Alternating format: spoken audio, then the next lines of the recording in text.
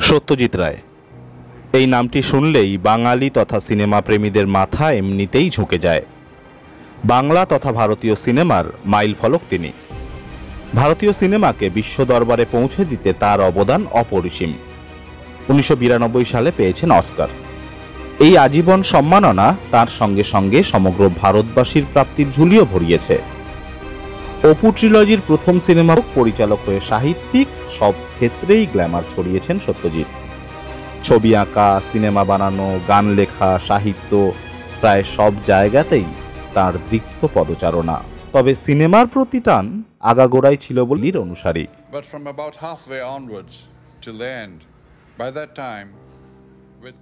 কার্স্টিন অ্যান্ডারসনকে তার সামগ্রিক চলচ্চিত্র নির্ভর জীবন নিয়ে দেওয়া এক এবং প্রতি মুহূর্তে জানতেও চান।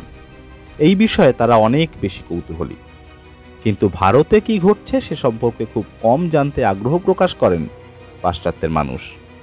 এই প্রসঙ্গে তাদের দৃষ্টিভঙ্গিকে উদ্ধত বলার পাশাপাশি এই দৃষ্টিভঙ্গি বদলে খোলা মনের অধিকারী হওয়া উচিত বলে